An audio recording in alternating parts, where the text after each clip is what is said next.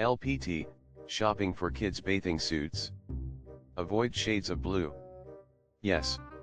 As a former lifeguard, the brighter the better on kids' suits.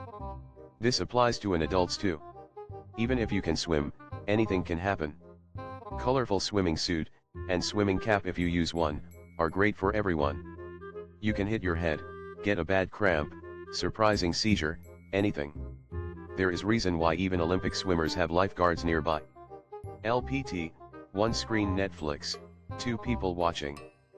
They actually put a limit on how many episodes you can download per device. Now loudly crying face. That's a lovely workaround for the kind of obstacle you could easily sail a pirate ship around. What comedian has so much hype but you don't think is actually funny? George Lopez doesn't make me laugh. Jimmy Fallon annoys the fuck out of me. Mitch Hedberg used to be funny. I cannot stand Jeff Dunham and his stupid fucking puppets. I know I'm an old ass, but the answer from my time is Dane Cook.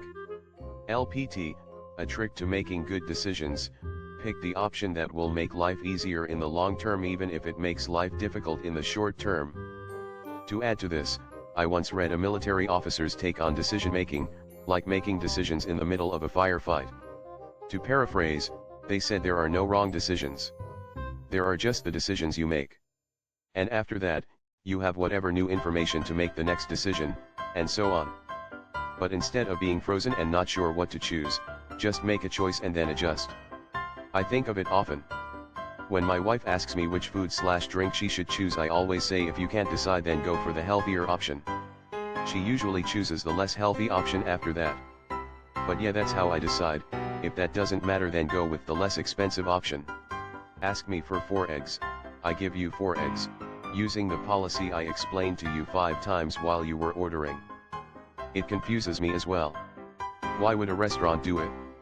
Just cut the price by half and don't confuse people anymore. Then you can say that your eggs are good and really cheap or something. Is there a reason why the restaurant is trying to cause confusion by doubling the eggs?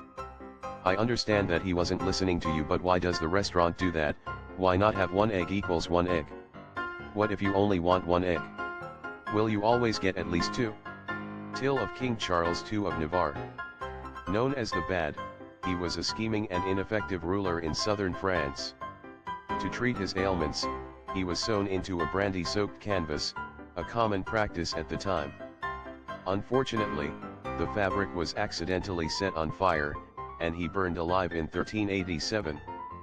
Imagine it actually being an accident, and the guy who started the fire spent all his life thinking he'd be executed for killing the king, so he went into hiding only to find out as an old man everyone hated this guy and cracks jokes about how he was accidentally set on fire. Easy for modern readers to forget that every artificial light source was a flame for most of human history. Accidentally lighting flammable shit on fire was totally plausible in basically any scenario. We're just casually ignoring the fact that being sewn into brandy-soaked sheets was a common and reasonable thing to do back then. Till that laser sights were introduced in 1979, but only took off in popularity with consumers after Arnold Schwarzenegger prominently used one in The Terminator. Arnold also has an electrical cable running down his arm to power the laser in the movie. Laser sights only serve to show me just how shaky my hands are. I should really eat before going to the range.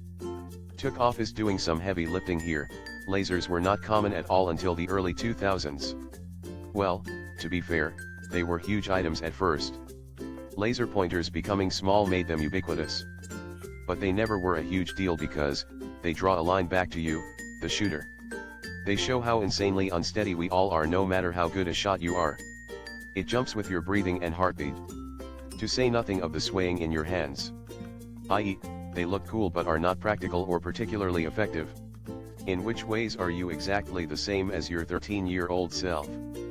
I still listen to a lot of the same music, sleep very little, and prefer to spend most of my time alone. To this day, I still enjoy a good pizza, Mountain Dew, and a few hours of video games. I'm 35 years old. I'll make sure I get one of those nights once a month. 34 yo. Hearing my mom's voice still comforts me when I'm upset. Still the same height. Till sick Crimean War soldiers first called Florence Nightingale the lady with the hammer for breaking into locked storage cabinets for medicine, but a journalist found it unladylike and popularized her enduring title, the lady with the lamp, instead. She also kept excellent records. Later, when she had an illness that kept her in bed, she did the calculations that proved that hospital cleanliness and sanitary wound care saved lives. Florence Nightingale basically pulled 16-hour hospital shifts before it was cool and then went home to write books about it. Meanwhile, I need a nap after sending one email. I'd 100% watch an action movie titled Florence Nightingale, The Lady with the Hammer.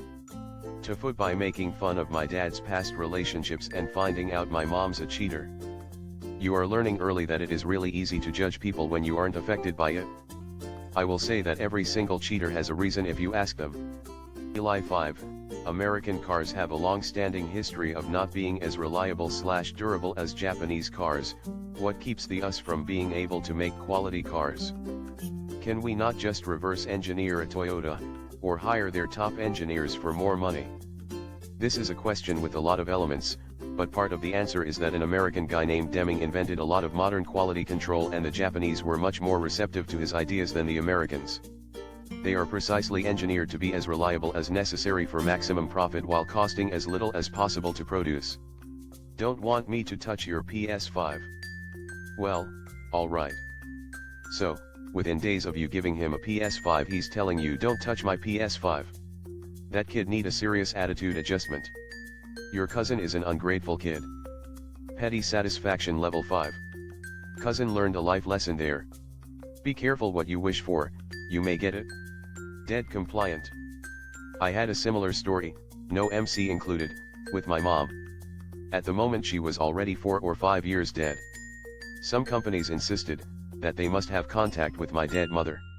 Sick of this, I gave them the address of the graveyard, the row and number of my mother's grave as her new apartment. I have never heard again from this companies. A few weeks after my ex-wife's grandfather died, her grandmother got a call asking for him. I'm sorry, he passed away. Can I help you?